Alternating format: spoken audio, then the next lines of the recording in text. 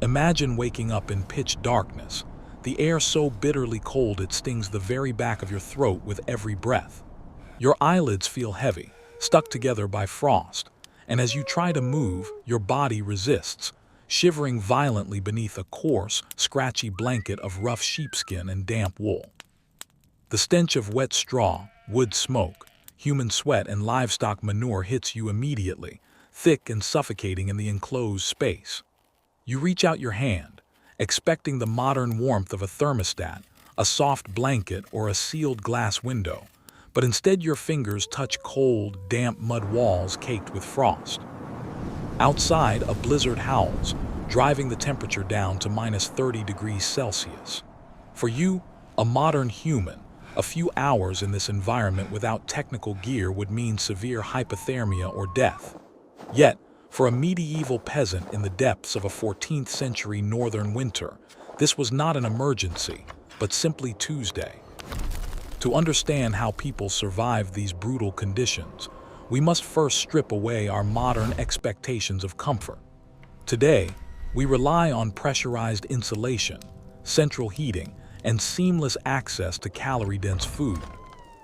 If you stepped into a medieval peasant cottage during a deep winter, your immediate reaction would likely be horror, but what you were seeing was actually a sophisticated system of microclimate management engineered over centuries. Peasants did not build large, airy stone halls like the nobility. Stone holds cold and bleeds heat. Instead, they built small, low-ceilinged, timber-framed huts with thick wattle and daub walls, a mixture of woven sticks, mud, clay, and animal dung that sealed cracks against the freezing wind. The floor was bare, packed earth covered in layers of straw. In the center of the single room sat an open hearth.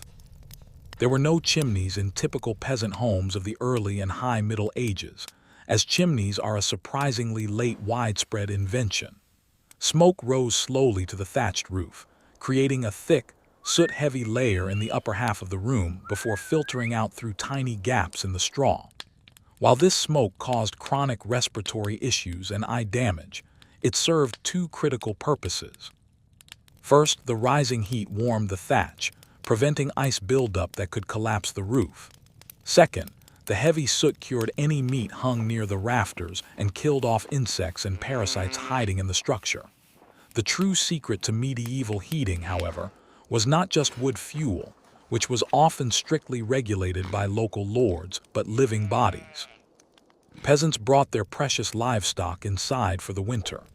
Cows, pigs, goats, and sheep slept in the same room or in an attached bay separated only by a low wooden partition. A single adult cow produces roughly 800 to 1,000 watts of heat continuously, acting as a massive, living radiator. The combined body heat of several animals alongside a family of 5 or 6 people kept the ambient temperature inside the cottage significantly higher than the lethal frost outside. You slept huddled together, adults, children, and animals, sharing body heat under piles of unwashed wool and animal hides. Surviving cold is only half the battle. The body also demands massive amounts of fuel to maintain its internal temperature. A modern adult sitting in a heated room requires around 2,000 calories a day, but a medieval peasant doing physical labor in sub-zero conditions needed double that amount just to avoid freezing. Their winter diet was radically different from our clean, pesticide-free, shelf-stable food. It revolved around a thick, slow-simmered stew called pottage, made from dried peas, field beans, oats, rye, and whatever withered root vegetables remained in the cellar. Pottage bubbled continuously over the central hearth. Water in winter was often frozen solid or contaminated with harmful pathogens. To stay hydrated without dying of dysentery, peasants drank weak, low-alcohol ale or fermented cider. The mild alcohol content killed off bacteria, while the unrefined grain provided essential carbohydrates. Yet, this diet was a double-edged sword.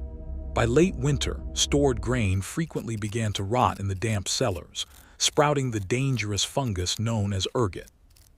Consuming ergot-infected rye caused ergotism, a horrific condition known historical as St. Anthony's fire. It caused severe hallucinations, agonizing burning sensations in the limbs, and gangrene as blood vessels constricted, leading to fingers and toes falling off. Analysis of medieval skeletal remains often reveals clear markers of severe seasonal malnutrition, dental enamel defects, and bone lesions caused by vitamin C deficiency during long, fruitless winters. Despite these grim realities, medieval peasants were far from helpless victims of their environment. Archaeological excavations of medieval cesspits and cemetery sites show that their bodies were remarkably adapted to this lifestyle. Bone density studies reveal robust muscle attachment sites, indicating immense physical strength, while wear patterns on teeth show a diet of rough, fibrous foods that kept jaw structures strong. Their immune systems were continuously challenged, creating a hardened baseline of resilience that modern humans, raised in sanitized environments, simply do not possess. Psychologically, the winter months demanded immense fortitude. Deprived of sunlight for weeks, trapped in dark, smoky rooms, and facing the constant threat of starvation, depression was a real danger. Peasants coped through intense community bonds and storytelling. Winter was the season for repairing tools by the fire, spinning wool, and passing down oral tradition. Storytellers held a vital role in keeping spirits alive, spinning tales of saints, tricksters, and mythical beasts to distract from the gnawing hunger. Midwinter festivals like Yule and 12 Nights were not just religious celebrations, but essential psychological safety valves. Where precious preserved meat was consumed, ale flowed freely, and the community re-anchored its collective resolve to endure until spring. When we look back at the Middle Ages, it is easy to view these people with pity, assuming they lived miserable, short lives of endless suffering. But the historical reality recorded in manor rolls and monastic chronicles tells a different story. It reveals a deeply resourceful, highly cooperative population that mastered the art of survival using minimal resources. They did not succumb to -30°C winters because they were tough out of ignorance, but because they developed brilliant, low-tech adaptations of architecture, animal husbandry, and communal living. Every comfort we take for granted today, from insulated drywall to predictable food supply chains, was built on the foundation of trial, error, and endurance laid down by our ancestors in those dark, smoky huts. If you were suddenly transported back to a 14th century cottage in the dead of winter, do you think your mind and body could adapt to survive even a single week of that harsh lifestyle? Or has modern comfort permanently stripped us of that raw resilience? Let me know your thoughts in the comments below. If you found this deep dive into historical survival fascinating, hit that like button and subscribe to the channel. In our next episode, we will be exploring the bizarre and terrifying reality of medieval dentistry, so make sure to turn on notifications so you do not miss it.